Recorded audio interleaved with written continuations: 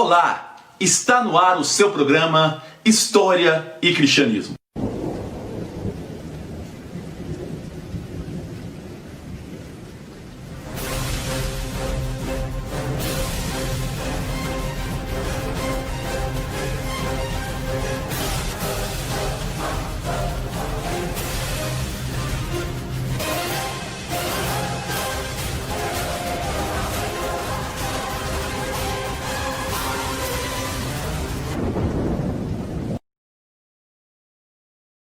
Nós sabemos que para estudar o passado, nós precisamos de fontes.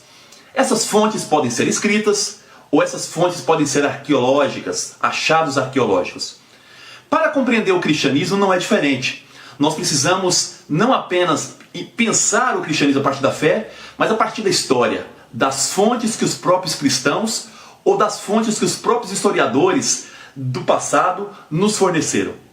Para falar do século II e também do século I, nós temos uma importante fonte que é Inácio de Antioquia. O programa de hoje vai dedicar a estudar as 7 cartas de Inácio de Antioquia. Nós vamos buscar nessas cartas as características, as identidades que Inácio deixou para traçar esse perfil do cristianismo que está nascendo. O importante ao estudar essas cartas é perceber principalmente a transição de um mundo do cristianismo apostólico para um cristianismo subapostólico, ou seja, posterior aos apóstolos. Nós vamos procurar em Inácio as características da igreja, principalmente da região da Anatólia, que foi a região da Ásia Menor.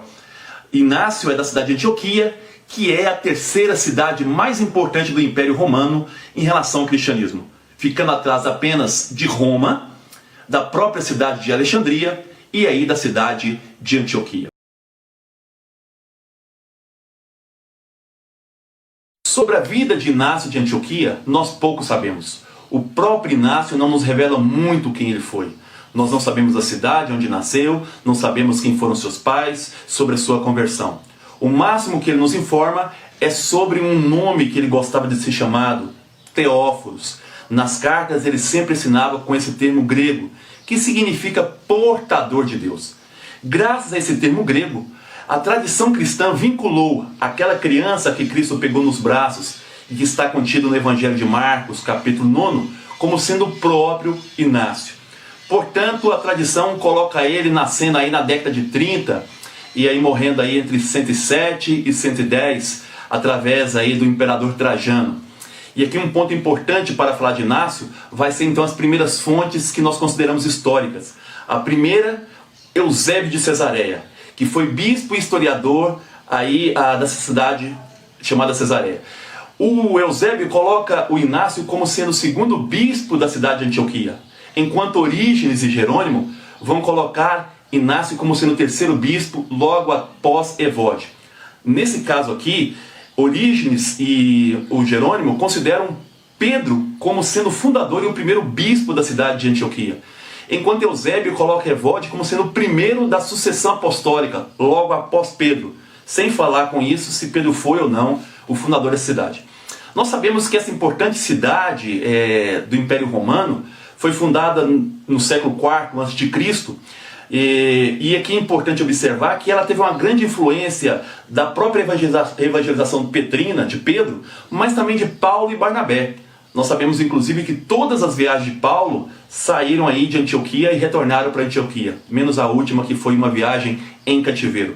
Portanto, é muito provável que Inácio tenha conhecido o próprio Pedro e também o próprio evangelista João, do qual nós assim sabemos pela proximidade que tinha Inácio com o bispo Policarpo, que foi discípulo do João.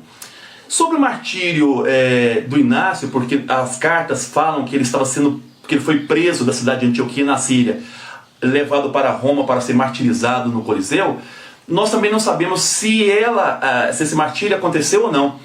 Segundo Orígenes e também o Jerônimo, sim, esse martírio aconteceu. E a tradição inclusive fala que os ossos, os restos mortais, foram levados para a cidade de Antioquia. E na Idade Média, os bizantinos trouxeram essa relíquia para Roma. E depois também, assim, hoje onde está presente na igreja de São Clemente, próximo do Coliseu. o crânio, ou parte do crânio, estaria na igreja de Santo Inácio, na cidade de Roma. Então um pouco é isso sobre a história dele. O nome Inácios vem do latim ignis natius, que significa nascido do fogo. Quer dizer, não remete ao nascimento em uma cidade, mas de um homem que foi ardente na paixão pelo cristianismo e pela pessoa de Jesus Cristo. Então é isso que possivelmente significa esse nome latino do Inácio, embora ele tenha aí a proximidade com o Oriente, com essa região da Síria. Agora, no próximo episódio, nós vamos falar sobre as quatro primeiras cartas de Inácio, aonde vamos ver as primeiras ideias que esse homem trouxe e que são fundamentais para entender o cristianismo que está nascendo. Aí sim, são as ideias que nos vão remeter a esse cristianismo nascente. Qual é o cristianismo que está presente na Síria, na Ásia Menor e também na própria cidade de Roma? Isso nós vamos ver no próximo bloco.